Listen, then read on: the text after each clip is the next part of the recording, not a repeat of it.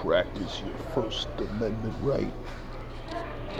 Zog, neocons, Bill Gates, New World Order. They want to take away your freedom of speech. Trump ain't on your side either, man. For you that still believe in Trump. Trump is bullshit. He ain't gonna help you. But I'm gonna show you a few clips, examples of practicing your First Amendment right. And there's a video I'm gonna put on Rumble that I don't think would pass YouTube. I don't know, it's kind of iffy. I mean, we have more people on YouTube now talking about Zog. And, yeah, it's kind of taking a chance. But I'll put that on Rumble. Give you a link to it. I'll give you videos of some other things.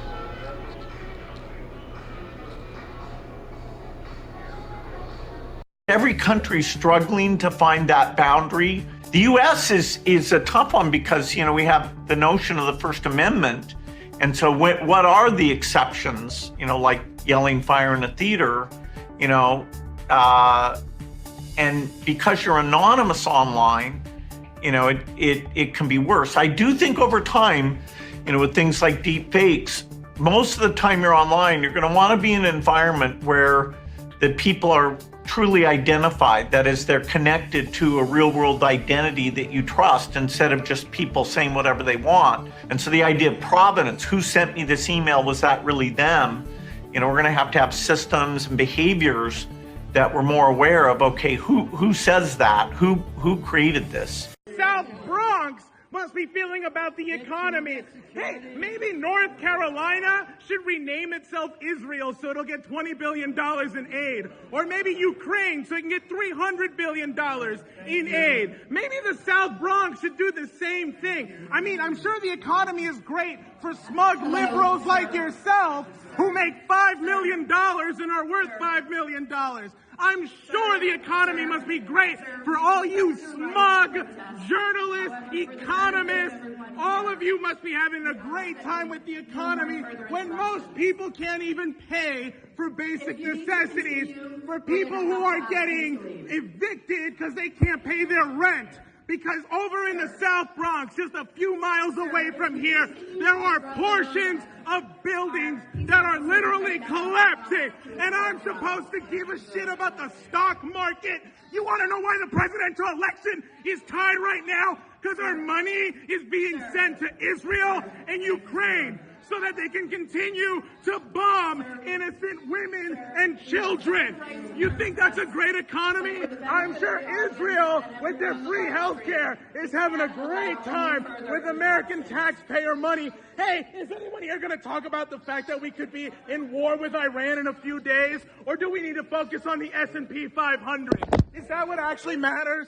Huh? The S&P 500? When most people may not even be alive here in a few days just because we're on the verge of nuclear war?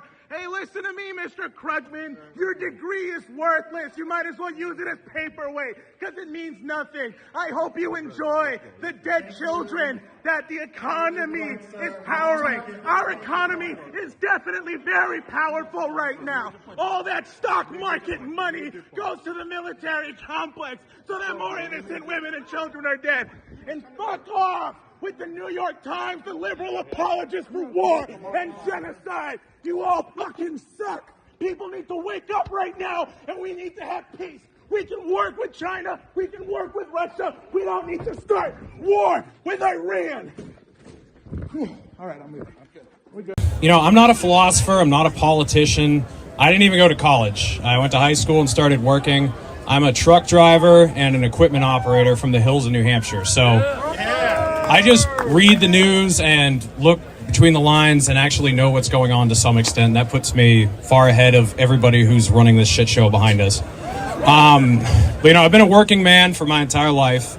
And as any working man can tell you, your time is your most valuable thing that you have. And, you know, I've done a lot of grueling work over the years. I've done roofing. I've done power line work. I've done truck driving, all sorts of things, working 40, 50, 60, 70 hours a week. And in the year 2019, I worked almost 3,000 hours, and I was doing all sorts of crazy jackhammering, hand-digging holes, just miserable work day in and day out. And then in the following year of 2020, you know, they had taken almost $20,000 out of my taxes for federal income tax in 2019. And then in 2020, what did they do with that money? Well, first of all, they locked me in my house and said that I was non-essential and I couldn't get a job for a few months. And then once I finally got a job and started working through the rest of the year, they signed the 2 largest spending bills in human history. And what did they do with that fucking money? They sent it to foreign countries and special interest projects in this country, and Ukraine too. Israel, Saudi Arabia, you know, administering the genocide of the Palestinians and the Houthis. And then, after they signed these huge spending bills on January 6th in 2021, a ragtag group of Trump supporters had a riot at the Capitol building, and they broke some windows and they stole a podium and they scared some of our elected lawmakers. And to our government, who had been funding the genocide in Yemen all year, that was the worst act of terrorism since September 11th, 2001. You know, how do they define terrorism? Terrorism is the use of violence against innocent people, typically civilians, in the pursuit of political aims. For how many times I have heard January 6th described as terrorism, I have never in my life heard a better definition of the United States Congress. So, all this to say, you know, our government tries to gaslight us into thinking that, you know, the January 6th protesters were the biggest, scariest thing that's ever happened. And they've been escalating us toward World War III. This war didn't start in 2022 with Putin just deciding he wanted to go into Ukraine. This has been provoked for years with coups, with dumping billions of dollars of weapons into Ukraine and surrounding countries. And they finally had enough.